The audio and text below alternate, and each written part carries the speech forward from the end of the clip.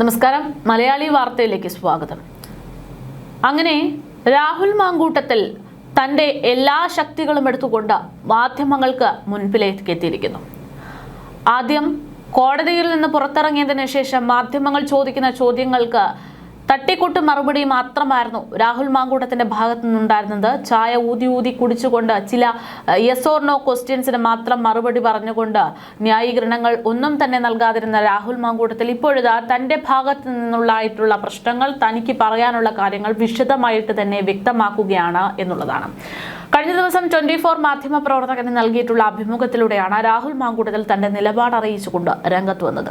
എന്നാൽ ഇപ്പോൾ അത്തരത്തിലൊരു പ്രതികരണം നടത്തിയതിനു ശേഷം വലിയ രീതിയിലുള്ള ചർച്ചകൾ സമൂഹ മാധ്യമങ്ങളിൽ ഉടലെടുക്കുന്നു.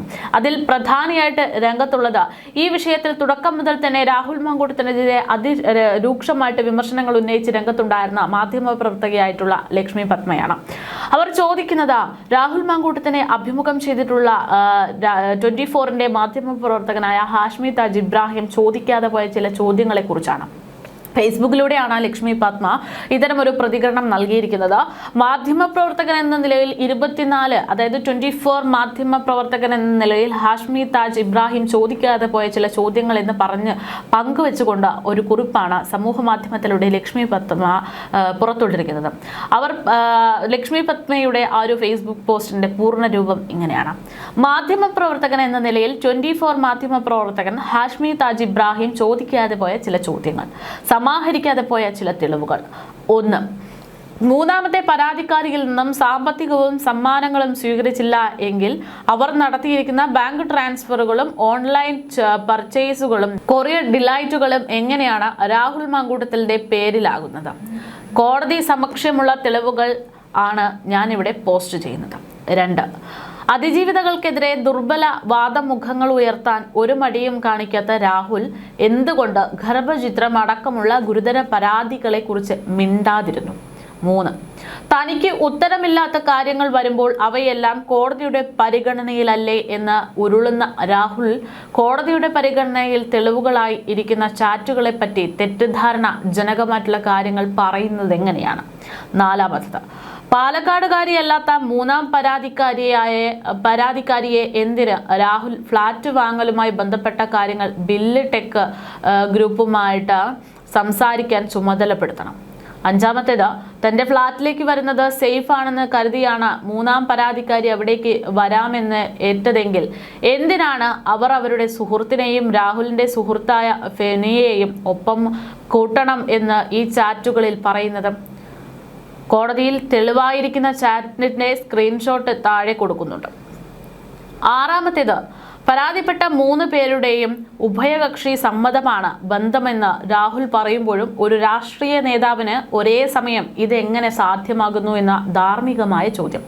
ഈ കേസുകൾ നേരാവണ്ണം പഠിച്ചെങ്കിൽ ഹാഷ്മിക്ക് അതിന് ആകുമായിരുന്നു. അത്യന്തം നിഷ്ഠൂരമായിട്ടുള്ള ലൈംഗിക അതിക്രമങ്ങൾ മാധ്യമ മേഖലയിൽ തന്നെയുള്ള മറ്റു സ്ത്രീകൾക്കെതിരെ ഉണ്ടായി എന്നറിഞ്ഞിട്ടും ഇതുവരെയും പ്രാതിപ്പെടാത്തവർ അവയ്ക്കൊന്നും പരോക്ഷമായ ഒരു ചോദ്യം പോലും ഹാഷ്മിയുടെ ഭാഗത്തു നിന്ന് ഉണ്ടാകാത്തത് എന്തുകൊണ്ടാണ്? അതിജീവിതകൾ, പരാതിയുമായി എത്തിയവരും അല്ലാത്തവരും, സൈബർ ഇടങ്ങളിലും അല്ലാതെയും നേരിടുന്ന ആക്രമണങ്ങൾ നേരിട്ടറിയാവുന്ന ഹാഷ്മി, അവരൊക്കെ മരണക്കഴത്തിലേക്ക് പോകാതെ പിടിച്ചു നിൽക്കുന്നതിന്റെ അധ്യായം കുറെയൊക്കെ മനസ്സിലാക്കിയ ഹാഷ്മി അവരുടെയെല്ലാം ചങ്കിങ്ങനെ ഒരു വേട്ടക്കാരന് സ്പേസ് ഒരുക്കും മുമ്പ് മിനിമം ഹോംവർക്ക് ചെയ്യണമായിരുന്നു. ശ്വാസം എടുക്കാതെ നിങ്ങൾ നടത്തുന്ന ധാർമ്മിക പ്രസംഗങ്ങളിൽ കുറച്ചെങ്കിലും ആത്മാർത്ഥതയുണ്ട് എങ്കിൽ മുറിവേറ്റ ഈ മനുഷ്യരെ കൂടി ഒന്ന് കേൾക്കാമായിരുന്നു എന്നുള്ളതാണ് ലക്ഷ്മി പത്മയുടെ കുറിപ്പ്.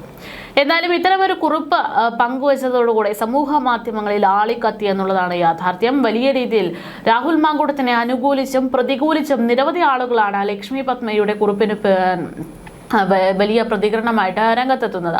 അതിൽ പല കമന്റുകളും വരുന്നുണ്ട്. അതിൽ ചിലതൊക്കെ നമുക്ക് പരിശോധിക്കാം. ആയിഷ ഹംന എന്ന് പറയുന്ന ഒരു ഫേസ്ബുക്ക് ഐഡിയിൽ നിന്ന് വന്നിരിക്കുന്ന ഒരു പ്രതികരണം ഇങ്ങനെയാണ്. ആ പ്രതികരണത്തിലൂടെ ആയിഷ ചോദിക്കുന്നത്: ജാമ്യ പരിഗണനയിലിരിക്കുന്ന ഒരു കേസിലെ സുപ്രധാന കാര്യങ്ങളിൽ മറുപടി പറയുകയോ അതിനെപ്പറ്റി എന്തെങ്കിലും പരാമർശം നടത്തുകയോ ചെയ്താൽ അദ്ദേഹത്തിന്റെ ജാമ്യം റദ്ദാക്കുമെന്ന് കേവലം +2കാരിയെ എനിക്കറിയാം എന്നാണ്. പിന്നെ ചേച്ചിക്ക് എന്താണ് രാഹുലിനോട് ഇത്ര വിരോധം? അതേപോലെ ഒരുപാട് ഒരുപാട് അതിജീവിതകൾ ഉണ്ടെങ്കിൽ പരാതി കൊടുക്കാൻ പറയും. മുഖ്യമന്ത്രിക്ക് നേരിട്ട് പരാതി കൊടുക്കാൻ സാധിക്കുന്ന കാര്യമല്ലേ, നിങ്ങളത് ചെയ്യൂ എന്നാണ് ആ കുട്ടി പറയുന്നത്. അതല്ലാതെ പബ്ലിക് പ്ലാറ്റ്ഫോമിൽ വന്ന് ഇങ്ങനെ പറയുകയല്ല ചെയ്യേണ്ടത്. അതേപോലെ അദ്ദേഹം പരാമർശിച്ച Rini and George, honey Bhaskar, MA Shanavas ഇവരുടെ കാര്യങ്ങളൊന്നും എന്താ ചർച്ച ചെയ്യാത്തത്? ഈ ആരോപണങ്ങളെ കുറിച്ച് അദ്ദേഹം വ്യക്തമായി പറയുന്നു. അതുപോലെ കളക്ടർ മുൻ MP-യുടെ മകൾ ഇതിനെക്കുറിച്ച് അദ്ദേഹം വ്യക്തമായി പറയുന്നുണ്ട്.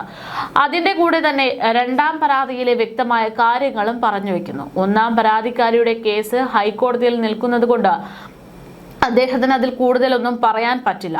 5-6 മാസമായി വലിച്ചു കയറി ഒട്ടിക്കുന്നില്ലേ അവന് പറയാനുള്ളത് കൂടി ജനം അറിയട്ടെ. പിന്നെ ബഹുമാനപ്പെട്ട കോടതി തന്നെ ഇതിലൊന്നും റേപ്പ് നിലനിൽക്കില്ല എന്ന് പറയുന്നു. പിന്നെ എങ്ങനെയാണ് അദ്ദേഹം ബലാത്സംഗ വീരനാകുന്നത്? അത് ഒന്ന് പറഞ്ഞു തരാമോ എന്നാണ് ഐഷ ചോദിക്കുന്നത്. കോടതിയുടെ മുന്നിൽ നിൽക്കുന്ന കേസിലെ സുപ്രധാന തെളിവുകൾ നിങ്ങളുടെ കയ്യിൽ എങ്ങനെ കിട്ടിയെന്നും കുട്ടി ചോദിക്കുകയാണ്. എനിക്ക് അറിയില്ല, അറിയാത്തത് കൊണ്ട് ചോദിക്കുന്ന നമുക്ക് കോടതിയിൽ നിന്നും ഇങ്ങനെ കിട്ടുമോ എന്നുള്ളതാണ് ചോദ്യം. കോടതിയുടെ പരിഗണനയിലുള്ള കേസിന്റെ പ്രധാന തെളിവുകൾ സമൂഹ മാധ്യമത്തിലൂടെ പ്രചരിപ്പിക്കാൻ പാടുണ്ടോ? നമ്മുടെ പാപങ്ങൾ നമ്മുടെ കുട്ടികളുടെ മേലെ വരുമെന്ന് ഒരു പഴമൊഴിയുണ്ട്. കള്ളം വിറ്റ് ജീവിക്കുന്നവർ ഇതിൽ ആരെങ്കിലും ഒന്ന് ആലോചിച്ചോ? അവനവന്റെ കർമ്മഫലം അടുത്ത തലമുറയ്ക്ക് കിട്ടാതെ ഇരിക്കട്ടെ എന്ന് പറഞ്ഞുകൊണ്ടാണ് ആ ഒരു കമന്റ് അവസാനിപ്പിക്കുന്നത്. മറ്റൊരു കമന്റിൽ ചോദിക്കുന്നത് ഇങ്ങനെയാണ്: ചേച്ചി എന്തിനു വേണ്ടിയാണ് ഇതൊക്കെ പറയുന്നത്? അതും ഒരു PR വർക്കല്ലേ എന്ന്. ഇവിടെ നീതിന്യായ വ്യവസ്ഥകളുണ്ട്, അവർ പൊട്ടന്മാരായിട്ട് അവിടെ ഇരിക്കുന്നതല്ല.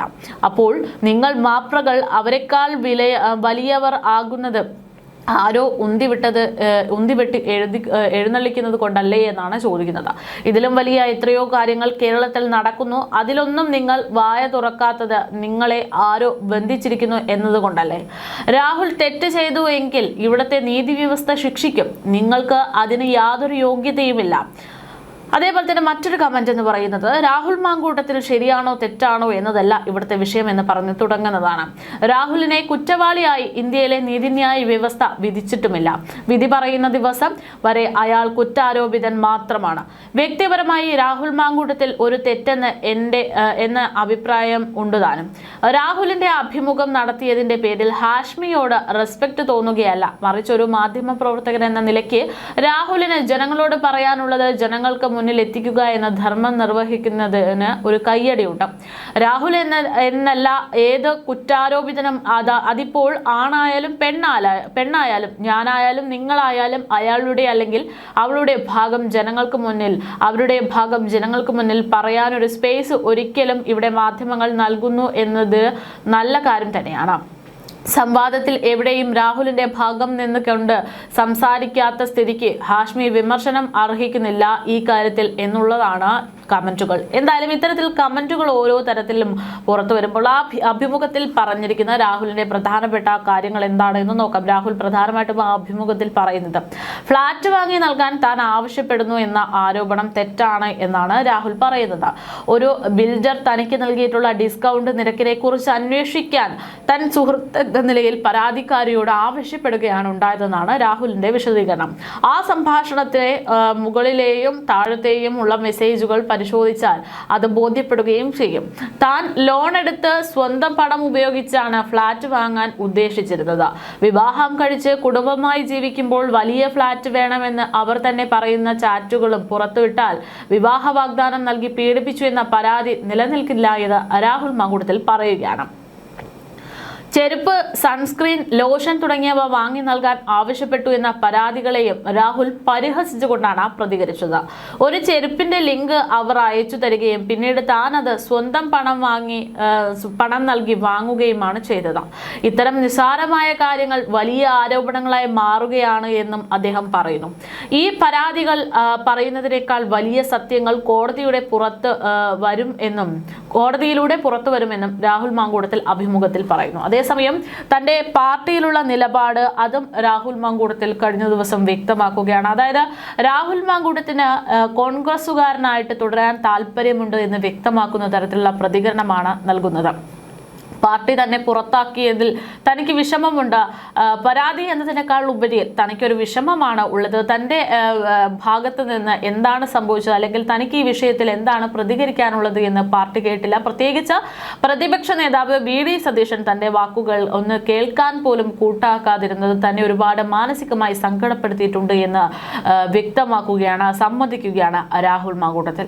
തൻ്റെ പാർട്ടിയുടെ ലക്ഷ്യത്തിന് വേണ്ടി അവർ പ്രവർത്തിക്കുമ്പോൾ തൻ്റെ പാർട്ടിയുടെ വിജയത്തിന് താനൊരു പ്രശ്നമായി മാറുകയാണ്. അതുകൊണ്ട് ജീവിതകാലം മുഴുവൻ താൻ പാർട്ടിയിൽ നിന്ന് മാറി നിൽക്കുന്നതാണ് നല്ലതെന്ന് പാർട്ടി പറഞ്ഞു കഴിഞ്ഞാൽ താൻ അതിനെ പൂർണ്ണമായിട്ടും സ്വീകരിക്കുമെന്നും, പക്ഷേ തനിക്ക് വലിയ രീതിയിലുള്ള സങ്കടങ്ങൾ ഈ വിഷയത്തിലുണ്ട് എന്നുമൊക്കെയാണ് രാഹുൽ മാങ്കൂട്ടത്തിൽ പറയുന്നത്. എന്തായാലും വലിയ രീതിയിൽ ഇപ്പോൾ രാഹുൽ മാങ്കൂട്ടത്തിൽ ഹാഷ്മി ചർച്ച സമൂഹ മാധ്യമങ്ങളിൽ വൈറലാകുന്നുണ്ട്. കാരണം ഒരുപാട് ഊഹാപോഹങ്ങളും ഒരുപാട് ന്യായീകരണങ്ങളും ഒരുപാട് വിശദീകരണങ്ങളും ഒക്കെ തന്നെ കേട്ട ഒരു സംഭവമാണ് ഇത്.